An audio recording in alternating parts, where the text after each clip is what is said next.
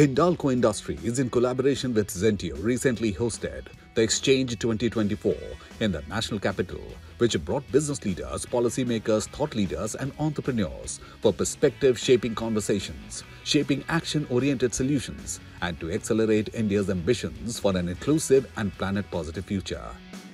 In the previous episode, we presented highlights of some key discussions and fireside chats with eminent leaders and stalwarts from across the industries. In this episode, we bring to you more such captivating discussion.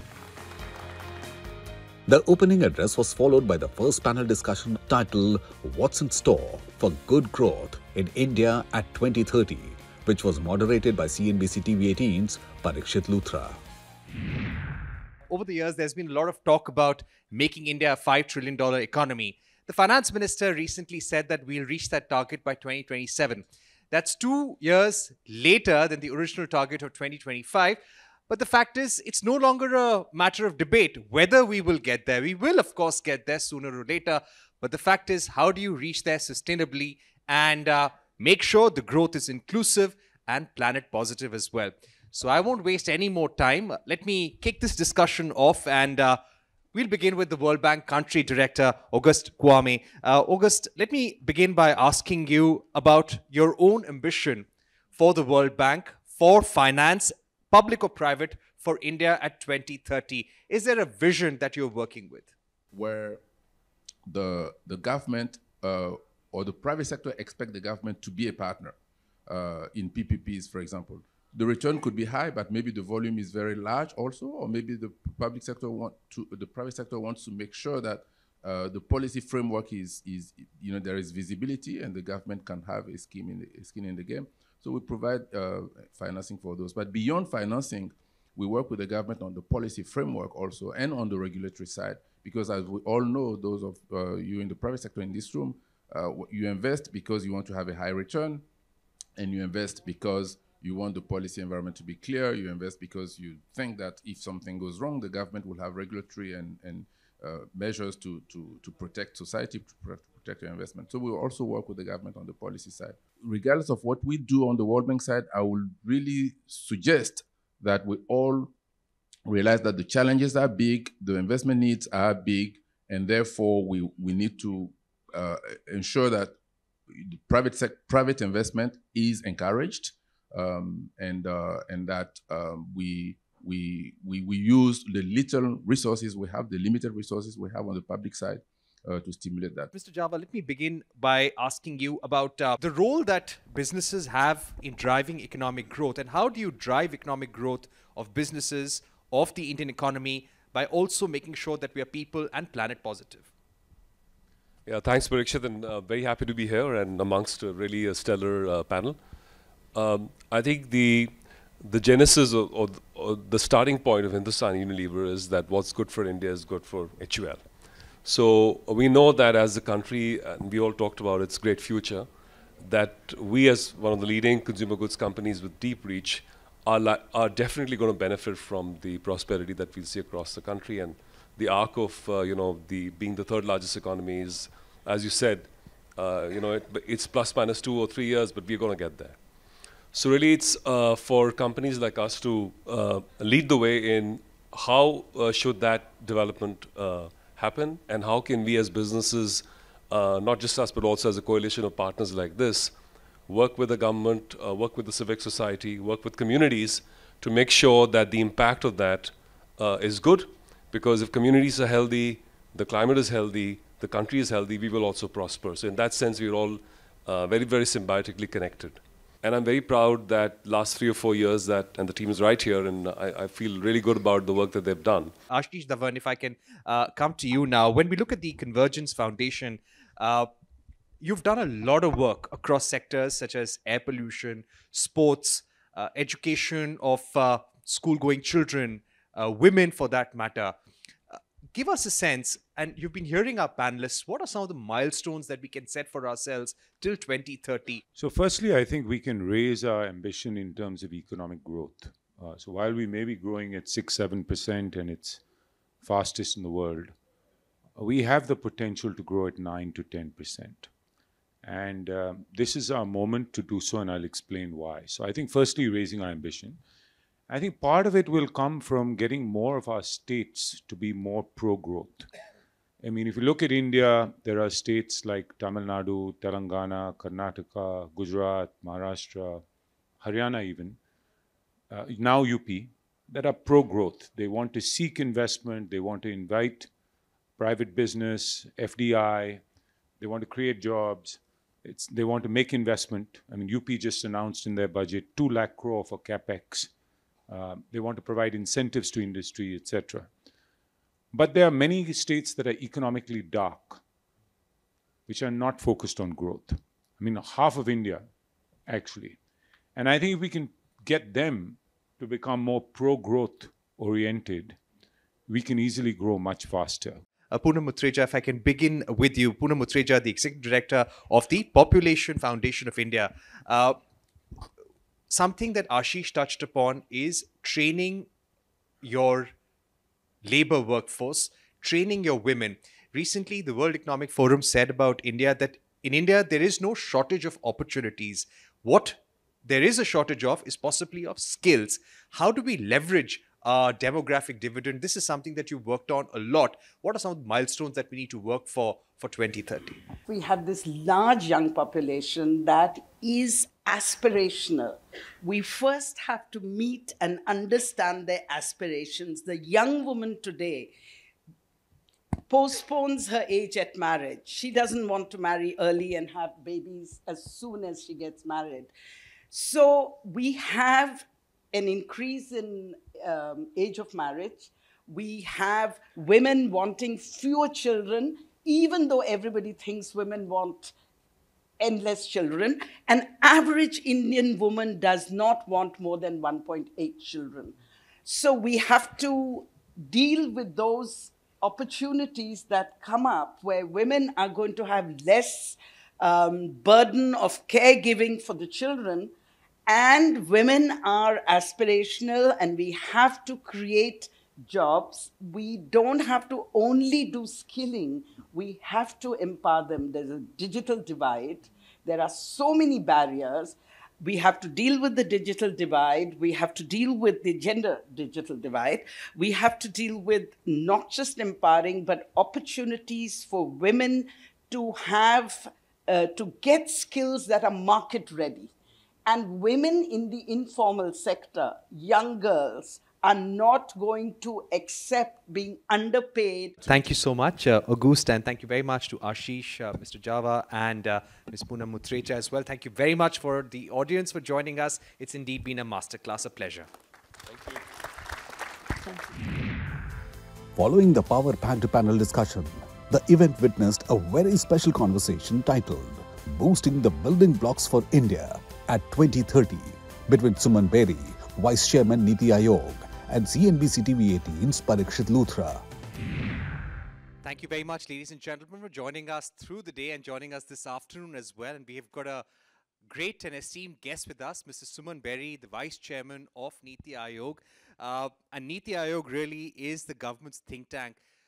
Wherever and whenever there is any policy which is developed by the government, somehow it always begins from the table in Niti Aayog. That's where all the thinking happens. Yes, those policies may change later on at the ministry level, at the PMO level, but a lot of the brainstorming with the industry, with the academia happens at the Niti Aayog, and that makes it extremely important.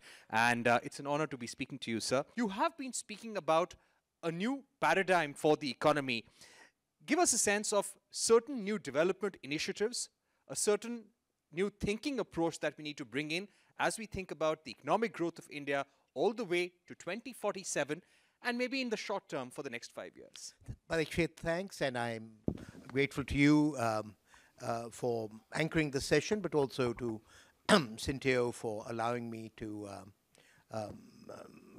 express my views in this setting to a very broad and diverse set of people who are engaged in various aspects of India's green transition. Building upon India's achievements as the president of the G20, the rest of the world is recognizing that in the areas of energy, energy transition, sustainability, India is going to be ground zero. And the degree to which India was welcomed by ministers and others was important for me to see. So just to say that the eyes of the world are on us, and with the strong encouragement of the Prime Minister, I'm proud to say that I think in the last couple of years, we have found a way of engaging with states to develop their own capabilities. But I also want to say it's not one way. Many of the existing programs that are now national, the Mahatma Gandhi Rural Employment Guarantee, the midday meal, these were pioneered by states. A way of summarizing the challenge might be that if best practice in India could become common practice, we would become a developed country. As an example, I mean, if our social indicators in Kerala could become the norm elsewhere, could become at least the median, or that would take us a very long way to the kind of social indicators that we're aspiring to. Thank you very much to give us a roadmap of where we can take the economy, the government in the next 5 years, and also till 2047. Thank you very much.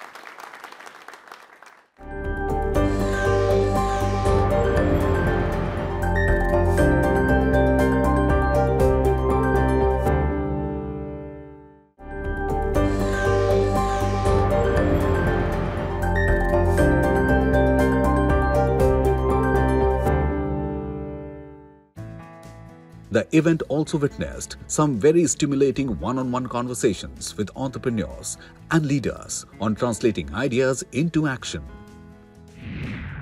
We produce anywhere around 3,000 to 4,000 tons of organic waste on a daily basis, right?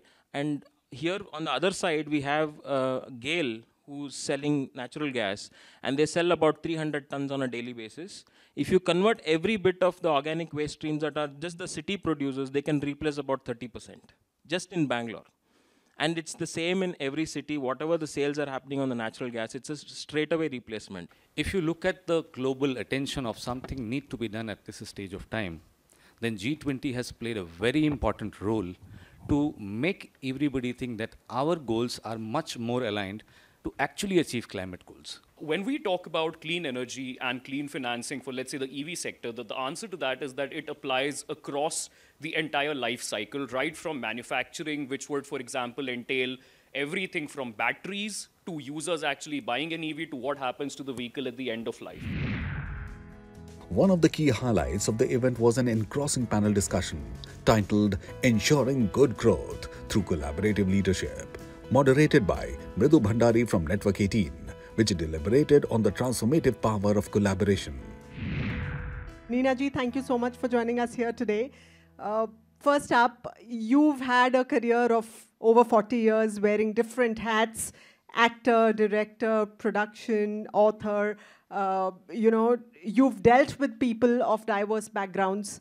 Give us a sense of some of those stories where creative collaboration really came through and transformed whatever you set out to create. The most important thing in our lives, whatever we may achieve, is family. So I always made this environment where I was working like my family. For example, I'm giving you small examples because they become very big. दिन में 2 बार चाय मिलेगी cast crew को, हैं? अरे भाई क्यों 2 बार मिलेगी? Then I worked out the economics कि अगर उनको 5 बार चाय पीनी है तो मेरा कितना खर्चा आता है. मैंने बोला जब चाय पीनी है, जब जो मांगेगा चाय मिलेगी, खाना कम नहीं होगा, खाना बेस्ट होगा. Result, why I'm saying this? It was a happy family atmosphere. People worked. Kabhi any tension happened, the camera, there was something wrong with the camera, they waited, they didn't crib. So it was a very beautiful atmosphere to work in by doing small things, which I did. So this is an example I wanted to give. Chavi, from glamour to grassroots, a totally different ball game. And as India's first MBA qualified Sarpanch, I'm sure it wasn't easy, woman Sarpanch, to add to that. It wasn't really easy to break barriers, to get, firstly, the people of Soda on your side, and then, of course, collaborate with government bodies, with the private sector, with NGOs. Give us some examples and some stories of where collaborations really worked for you, or where, the attempts sometimes failed, and what you learned from that. It's a delight being here, so thank you for inviting me over. I think Ms. Gupta has already set the tone that sort of leans towards the answer I'm going to give, which is, but of course I will also take a step back, because the idea of becoming a Sarpanch really was not mine. It was that of the village residents, because my family hails from there.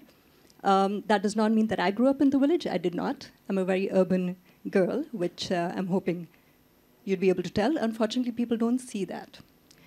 They believe I've probably been born and brought up in the village, and somehow, by stroke of luck, got to where I got to, which is not the reality. For some of you who do not know what a Sarpanch is, that is the head of the village council. That's the grassroots leadership in India. And that's what I've been headed since 2010. I've done 2 terms, one term being of 5 years each. So it's been a great journey. It's been an immense learning for me. And I think what Ms. Gupta did point out boils down to being inclusive.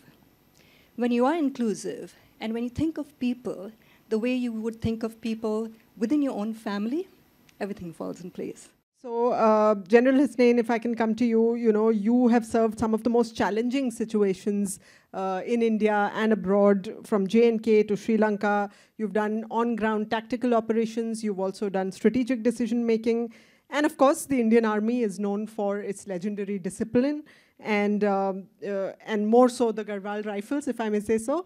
Well, would it be fair to say that you've had a lot of experience with hierarchical structures? How did you work with those?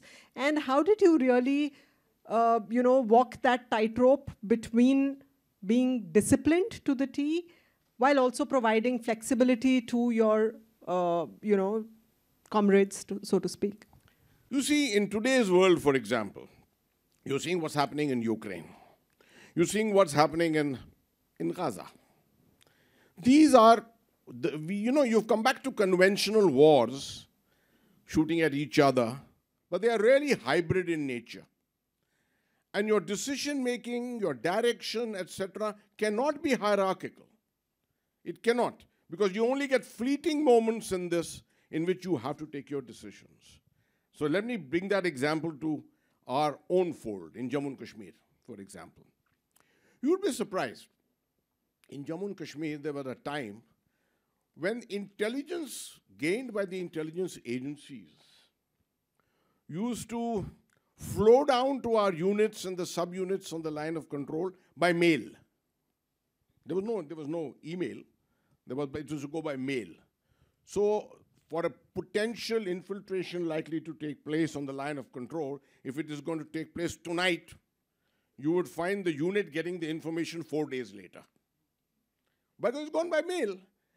And everyone used to routinely follow the system of putting it in the mail to putting it to the commanding officer who signs with a red ink and say, please take action, etc., etc. That's a typical hierarchical way of doing it. And nothing gets done. I found a way of beating it.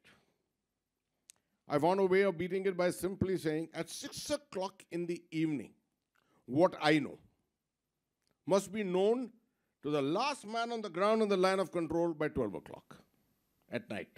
Viren, to bring you into that, well, sports, again, a field where collaboration is really, really required. How do you balance their need to shine individually with, obviously the team needing to make a win for the nation or the state or whatever level that they might be playing at?